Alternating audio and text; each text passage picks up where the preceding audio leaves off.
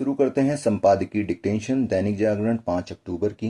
ये आपके exams high court SSC UP triple SC में आशुलिपिक में इस्तेमाल होने वाली है।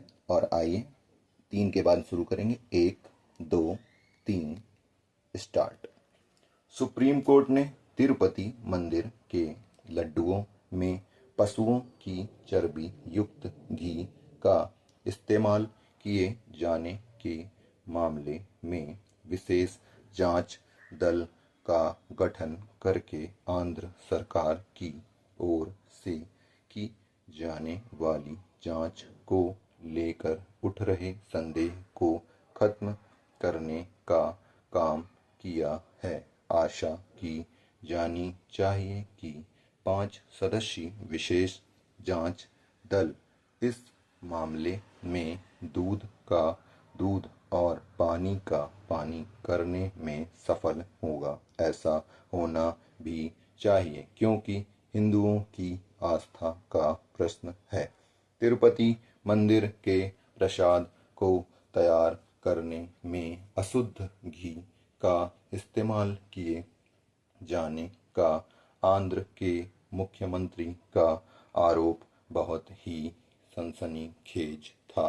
इस आरोप ने हिंदू समाज को विचलित किया क्योंकि कोई यह सोच भी नहीं सकता कि विश्व प्रसिद्ध तिरुपति मंदिर के प्रसाद में जिस घी का इस्तेमाल होता है उसमें पशुओं की चर्बी प्रयुक्त होती है। ऐसा होने की आशंका इसलिए गहरा गई थी क्योंकि यह सामने आया था कि घी की आपूर्ति करने वाली कंपनी उसे लगभग 400 रुपये प्रति किलो में उपलब्ध कराती थी।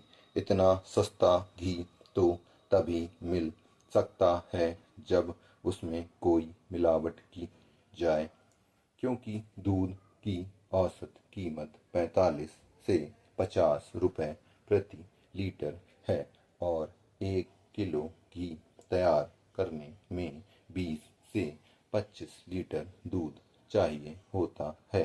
स्पष्ट है कि यह जानने की जरूरत है कि तिरुपति मंदिर में प्रसाद बनाने के लिए इतना सस्ता घी कैसे उपलब्ध कराया जा रहा था और यदि उसमें मिलावट की जा रही थी तो किस चीज की।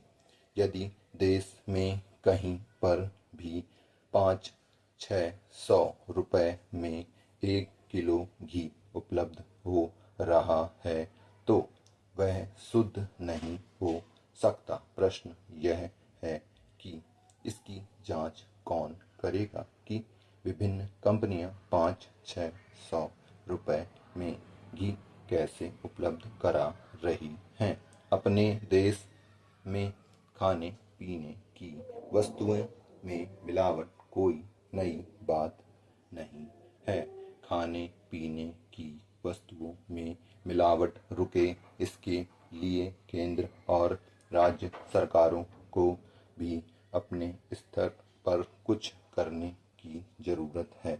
इससे संतुष्ट नहीं हुआ जा सकता कि विभिन्न एजेंसियां खाने पीने की वस्तुओं में मिलावट को रोकने के लिए सक्रिय रहती हैं क्योंकि उनकी सक्रियता निष्प्रभावी ही साबित हो रही है। तिरुपति मंदिर का मामला केवल यह जानने तक सीमित नहीं रहना चाहिए कि उसके प्रसाद में पशुओं की चर्बी वाले घी का इस्तेमाल होता था या नहीं। इस मामले ने यह प्रश्न भी खड़ा किया है कि आखिर हिंदुओं के मंदिरों का संचालन सरकारों को क्यों करना चाहिए। यदि अन्य समुदायों को अपने धार्मिक स्थलों के संचालन का अधिकार मिला हुआ है तो ऐसा ही अधिकार हिंदू समाज को क्यों नहीं मिलना चाहिए। यह वह प्रश्न है जो अनुत्तरित नहीं रहना चाहिए, क्योंकि कई ऐसे मामले सामने आ चुके हैं कि राज्य सरकारों की ओर से संचालित हिंदू मंदिरों की देखरेख सही तरीके से नहीं हो रही है। विराम। तो ऐसे ही जुड़े रहिए और सब्सक्राइब करिए। धन्यवाद।